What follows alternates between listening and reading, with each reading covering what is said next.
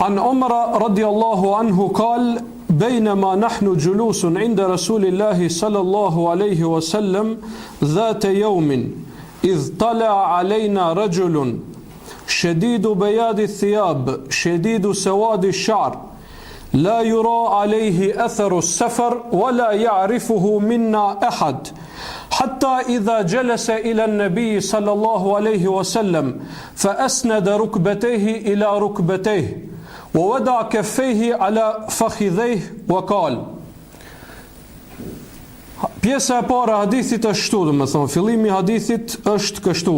Transmetohet nga Umar ibn al-Khattabi radhiyallahu anhu, i cili thot: përderisa ne ishim ulur tek pejgamberi sallallahu alaihi wasallam në një mezhlis tek Muhamedi alayhi salatu wassalam, pra përderisa ne ishim ulur, thot idh ata alejna rajul, thot erdh një njeri në mezhlis. Po thot Omeri radiallahu anhu, ne ishim ulur në mezhlis, pejgamberi alayhi salam po na këshillon, po na jep këshilla, po fol, erdh një njeri dhe ne e pam duke ofruar, pra, i cili i kishte këto veçori, i kishte teshat e bardha, do me thonë nuk është udhëtar, teshat i ka të pastra, pa pluhur. Në kohën e pejgamberit alayhis salam, udhëtari është vërejt, teshat i ka pas të djersitura, të pluhurosura, po ashtu thot edhe flokët i kishte zeza, nuk i kishte të pluhurosura, nuk njihej si udhëtar, pra nuk i kishte veçoritë e udhëtarit. Po megjithatë thot wala ya'rifuhu minna ahad, edhe pse nuk ishte udhëtar, prap ne nuk e njihshim. Interesant, as nuk është udhëtar, po as nuk e njohim. Ka ardhur pra Xhibrili alayhis salam, melek, ka ardhur në çat formë, më bën njerë dhe ka ardhur. As nuk e ka njoft, po as nuk ka qenë udhëtar. Dhe nuk ka thonë direkt, Xhibrili alayhis salam kur ka ardhur nuk ka thonë direkt u njom Xhibrili. Mirë, po pak ka qenë si diçka e çuditshme, domethënë tek sahabët, e kanë vrejtë se diçka nuk është e zakonshme, diçka nuk është si ka qenë zakonisht. Pastaj thot erdh dhe ul para pejgamberit alayhis salam, i vendoi gjunjët e tij nga të gjunjëve të pejgamberit alayhis salam, domethënë ul në gjunjë dhe i vendoi durët e tij mbi gjunjët e vet, si edep, domethënë edukat para mësuesit, para Muhamedit sallallahu alaihi wasallam. Wakal, dhe pastaj e parashtroi një pyetje. Hadithi është i gjatë, hadithi i Xhibrilit alayhis salam është hadithi i gjatë. Për këtë shkak do ta ndajmë pjesë dhe secilën pjesë do ta shtjellojmë duke i përmendur në pika të shkurtra dobitë më të mëdha që i fitojmë pra asaj pjesës. Në mënyrë që të jetë më e kapshme, ta kuptojmë më lehtë.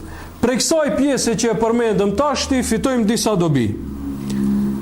Dobia e parë është kujdesi i madh i sahabëve që të marrin dituri prej Muhamedit sallallahu alaihi wasallam. Kur ka ardhur Xhibrili, ku i ka gjetë sahabët? Ai ka gjetë tu lut, ai ka gjetë tu shetit, tu bredh pa lidhje, ai ka gjetë tu humb kohë? Jo, i ka gjetë në mezhlis tek Muhamedi sallallahu alaihi wasallam. Dhe thot Omeri radiallahu anhu, thot përderisa ne ishim këtë gjendje, pra, kur erdhaj na gjet neve në mezhlis, ne vetëm ishim ul tek pejgamberi alayhis salam dhe dëgjojshim. Kjo ka qenë gjendja e sahabëve. Kur i kanë sos punët e dinjos, me dituri janë marrë, me ibadet dhe me dituri. S'kan pas kohë që të miren me gjërat kota, me gjërat të pavlera, që mos bëhemi më banal në shprehje, pra, siç miren për fat keq muslimanët e kësaj kohe. Është interesant se kur ka ardhur Xhibrili, ka bo, si me thonë, ka ardhur me ndikim, ka lënë për shtypje në mezhlis, apo ka pas tesha shumë të bardha, ka pas flokë zeza, nuk ka pas pluhur. Dobia e kësaj është që t'ua tërheq vërejtjen, do me thonë xhamatit t'ia tërheq vërejtjen, që të koncentrohen më mirë. Sikur të kishte ardhur si një beduin i thjesht, Allah i ka pas mundësi, për shembull, ta bere Xhibrilin alayhis salam formë të beduinit thjesht, i djersitur, i pluhrosur, mirë po deshti që të vijë në këtë formë, për për dy arsye, për dy hikmete. I kam përmend, ka ndoshta edhe më shumë, po ne do t'i përmendim dy urtësi. Pse ka ardhur në këtë formë? E para është që përmendëm që ta tërheq vërejtjen. Do të thonë që njerëzit koncentrohen. Nuk e njohim, po plus nuk ka shenja udhëtimi. Çka puna e këtij? O pak interesant mesela e këtij. Më thonë atëherë njerëzit e mbajnë mend, ka ndodhur diçka e jashtëzakonshme. Kjo është e para, edhe e dyta për t'regu se në mezhlisin e diturisë duhet njeriu të veshet mirë, të rregullohet, pastrohet, pse? Edep, respekt për atë për të cilën pra shkon, sepse me lajqet prezentojnë, Allahu krenohet me ata rob para melekëve dhe u afal atyre. Për këtë shkak transmetohet se Imam Maliku rahimahullah çdo herë para se të ulet mezhlis për të shpjeguar hadith, për të dhënë dituri, është lajt, është kreh, është drejtu, është parfumos, edhe është ul për të treguar hadith dhe për të shpjeguar dituri. Pse? Si edukat, respekt për vlerën e madhe që e ka dituria dhe si respekt për këtë ibadet që e bëjmë ndaj Allahut subhanahu wa taala. Pastaj në vetë sjelljen e Xhibrilit, kjo ishte sa i përket formës pamjes së Xhibrilit a.s. Pastaj sjellja e tij tregon pra shumë edukatën që e ka pas në kërkimin e diturisë Xhibrili a.s. Kur ka ardhur është ul në gjunjë, domethënë. Nuk ka ardhur edhe për shembull trije në kom, bëje pyetje pinkom ose të marrë dhe një formë që nuk i ka hije, apo? Po është ul në gjunjë, i ka venduar duart e veta mbi gjunjët e vet. Do të thonë është ul drejt, ka qëndruar në formë modeste, në formë të hishme, me edukat, edhe pastaj e ka bërë pyetjen. Kjo tregon se kërkuesi i diturisë, pra ai i cili merr ilm, duhet të ketë edukat, sjellje. Dhe kështu është sjell edhe Xhibrili alayhi salatu wassalam, edhe pse ai ka qenë me pozit, dihet kush është Xhibrili, melek i rëndësishëm. Mirë po para pejgamberit alayhi salam e ka pas kët edep dhe kët sjellje. Prej kësaj po ashtu përfitojmë pra prej kësaj pjesës të hadithit se ndonjëherë edhe pyet si konsiderohet mësues.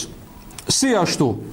Në fund të hadithit ne do ta përmendim prap Muhamedi alayhis salam ka thonë për Xhibrilin, etakum yuallimukum dinakum. Xhibrili erdhi që t'u mësoj juve fen.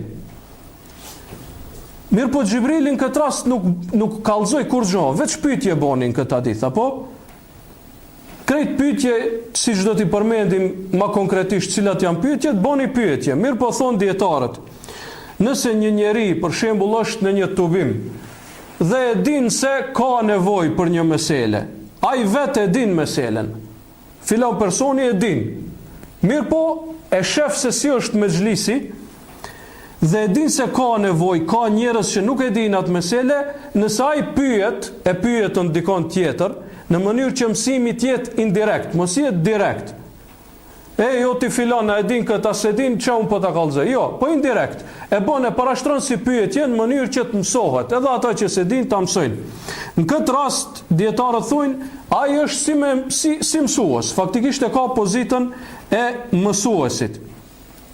Për këtë shkak edhe thuhet se Haseni dhe Huseini radiallahu anhuma, nipat e pejgamberit alayhis salam, dy djemt të Aliut radiallahu anhu, e kanë pa një plak i cili ka gabu në abdes, edhe nuk kanë desht, ka gabu me një mesela, ndoshta e ka ditë mirë, po në atë rast konkret ka gabu, edhe pleqëria ndoshta e ka bot vetën, mirë po shikoni sjelljen se e kanë pas.